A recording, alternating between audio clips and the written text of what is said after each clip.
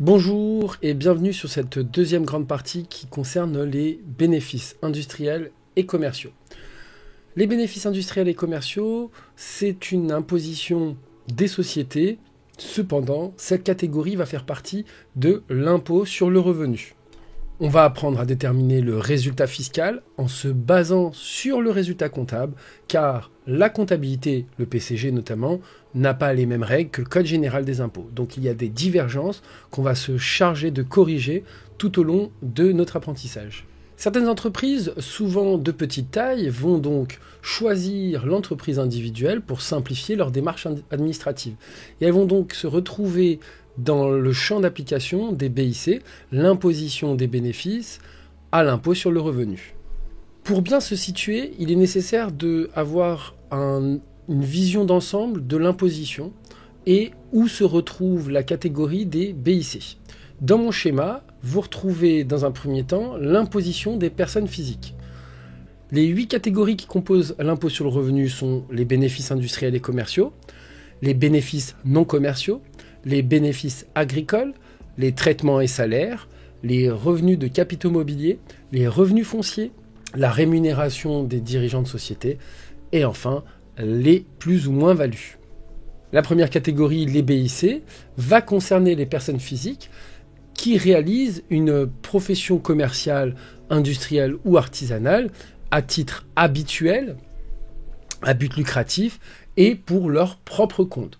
Ainsi, ils seront imposés obligatoirement dans la catégorie bénéfices industriels et commerciaux. Il faut savoir que les sociétés de personnes, SNC, SCS, aussi sont imposées de plein droit au BIC et peuvent sur option être imposées à l'IS. Enfin, il faut savoir aussi que les sociétés de capitaux qui sont soumises de plein droit à l'IS peuvent sur option souscrire à l'imposition au BIC. C'est une option que l'on va voir dans quelques instants aussi.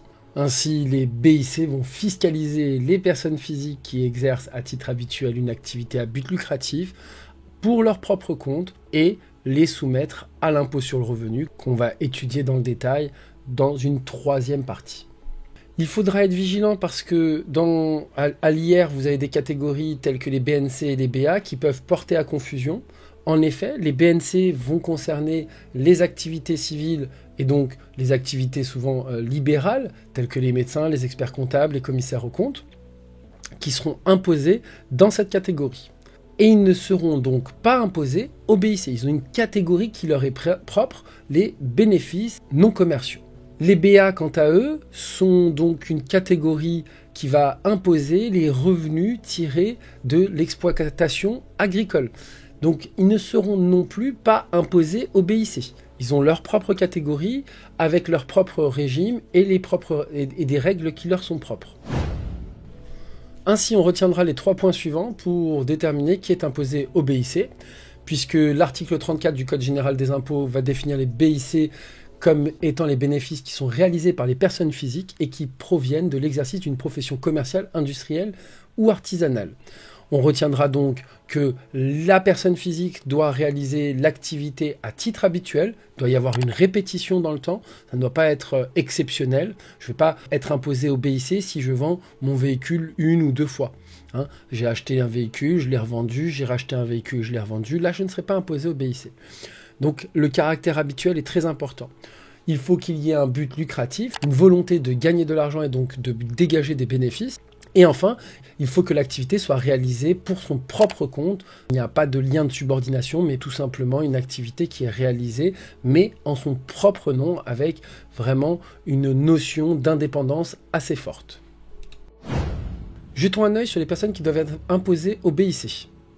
Dans un premier temps, les entreprises individuelles qui vont réaliser, donc, comme on l'a dit, une activité commerciale, industrielle ou artisanale, et qui respectent les 3 conditions qu'on a vues, et qui n'ont pas opté pour l'option à l'IS. Ainsi, de plein droit, elles seront imposées au BIC. Les sociétés de personnes qui exercent une activité commerciale, industrielle ou artisanale seront aussi imposées de plein droit au BIC. Et enfin, la fameuse option pour les sociétés de capitaux qui leur permet d'être imposées au BIC sur option. Il faut donc respecter les conditions cumulatives suivantes. Il faut que ce soit une société qui soit créée depuis moins de 5 ans et qui est non cotée. qui a un nombre de salariés inférieur à 50, qui a un chiffre d'affaires ou un total bilan inférieur à 10 millions d'euros et dont les droits sociaux sont détenus à 50% par des personnes physiques et à hauteur de 34% au moins par ces personnes physiques qui exercent une fonction de direction. Ces 4 conditions sont cumulatives. Cette option est également ouverte aux sociétés qui exercent une activité libérale et l'option est valable pour une durée de 5 ans. La société peut y renoncer aussi par anticipation. La volonté du législateur est de permettre à de jeunes entrepreneurs qui n'auraient pas d'activité de profiter d'une sorte d'économie d'impôt, puisque lorsque vous allez être au BIC et que vous commencez votre activité, le premier palier à l'IR est à 0. Ainsi, l'entrepreneur pourra profiter finalement d'une économie d'impôt sur les premiers bénéfices qu'il réalisera. Tandis qu'à l'IS, ils seront imposés notamment à 15% au minimum au taux réduit et à 25% au taux normal. Cette option sera donc intéressante à partir du moment où je n'ai pas d'autres revenus. Si j'ai d'autres revenus, bien entendu, l'économie d'impôt ne sera pas présente. Interrogeons-nous sur la territorialité, cette fois, de l'imposition des BIC. L'exploitant va être considéré comme fiscalement domicilié en France à partir du moment où il répond à l'une des conditions suivantes. Son domicile est en France, il réside plus de 183 jours en France, il exerce son activité principale en France ou il a en France le centre de ses activités économiques. Si l'une de ces 4 conditions est remplie, eh bien, il sera considéré comme fiscalement domicilié en France et sera imposé au BIC en France. Si l'exploitant est domicilié hors de France, il peut être imposable en France dès lors qu'il exploite une activité industrielle, commerciale ou artisanale sur le territoire français. Dirigeons-nous sur l'établissement du résultat fiscal. Il faut savoir que pour déterminer le résultat fiscal, on va se baser sur le résultat comptable, qui lui-même respecte l'indépendance des exercices, c'est-à-dire que chaque produit et chaque charge qui concerne un exercice est présent dans cet exercice. Donc vous avez ce qu'on appelle les opérations de régularisation que vous avez étudiées en comptabilité avec les charges constatées d'avance, les charges à payer, les produits constatés d'avance et les produits à recevoir. Ces opérations nous permettent de faire en sorte de respecter le principe d'indépendance des exercices et donc d'intégrer dans le résultat comptable l'ensemble des opérations qui concernent l'exercice. Il faut comprendre que le but du jeu sera de faire en sorte d'appliquer les règles fiscales au résultat comptable. Donc on partira toujours depuis le résultat comptable avant impôt. Ce résultat sera frappé par des réintégrations extra-comptables, qu'on appellera aussi des REC, qui correspondront à des charges qui ne sont pas déductibles, qui sont donc passées dans le résultat comptable, mais qui ne sont pas déductibles par rapport aux impôts, et qui seront donc réintégrées. Les réintégrations vont correspondre aussi à des produits imposables qui n'ont pas été comptabilisés. Une omission ou un élément qui ne figure pas dans le bilan, mais qui doit être imposé, sera réintégré pour être dans le résultat fiscal. Dans un deuxième temps, on réalisera des déductions extra-comptables, des DEC, qui vont correspondre à des produits qui ne sont pas imposables. Il y en a, donc des produits qui sont dans le résultat comptable, mais qui doivent être supprimés grâce à une déduction extra-comptable. Les DEC correspondront aussi aux charges déductibles non comptabilisées, c'est-à-dire que c'est une charge qui n'est pas dans le résultat comptable et qu'il faudra intégrer. Ainsi, en faisant résultat comptable courant avant impôt, plus réintégration, moins déduction, on obtiendra le résultat fiscal et l'objectif de notre étude sera de déterminer ce résultat fiscal. Alors, une question qui est toute bête, pourquoi le résultat fiscal est différent du résultat comptable? On l'a déjà un petit peu dit tout à l'heure, mais il faut savoir que le Code général des impôts a sa propre réglementation qui a pour objectif d'imposer les revenus.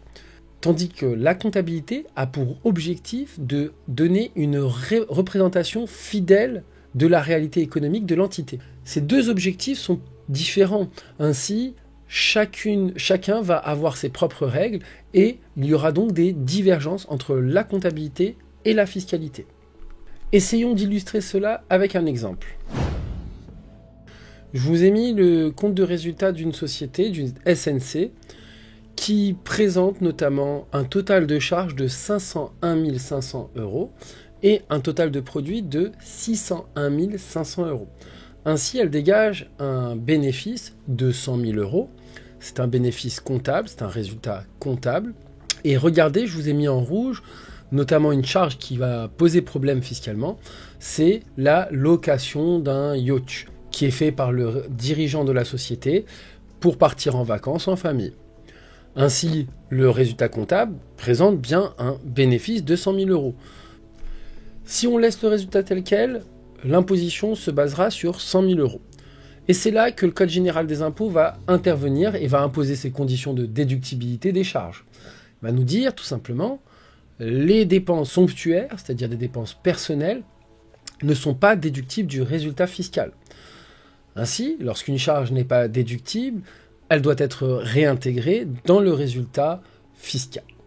On partira du résultat comptable de la SNC qui est de 100 000 euros, auquel on ajoutera la réintégration donc des charges non déductibles qui concernent la location du yacht, donc 296 500 euros. Nous n'avons pas de déduction extra-comptable à réaliser et on aura donc un résultat fiscal à 396 500 euros. Le Code général des impôts a établi des règles de déductibilité afin d'éviter les abus des entreprises. L'ensemble de notre étude va consister à connaître ces règles de déductibilité et d'imposition qui vont nous permettre de déterminer ce fameux résultat fiscal. Toutes les règles que nous allons étudier vont nous servir aussi lors de notre étude sur l'impôt sur les sociétés. Lorsqu'on va étudier l'impôt sur les sociétés, bien on ne verra que les spécificités et on partira sur le fondamental que les règles des BIC s'appliquent aussi aux sociétés soumises à l'IS. Cependant, il y a des spécificités qui sont propres à l'IS. Ainsi, le bloc que nous étudions, c'est un bloc qui est très important et fondamental le jour de l'examen. Si vous passez le DCG, eh bien, vous serez interrogé quasiment obligatoirement. Ça sera soit les BIC, soit une société à l'IS. Ainsi, il faut maîtriser toutes les règles qu'on va étudier lors de l'étude sur les BIC pour être à l'aise le jour de l'examen.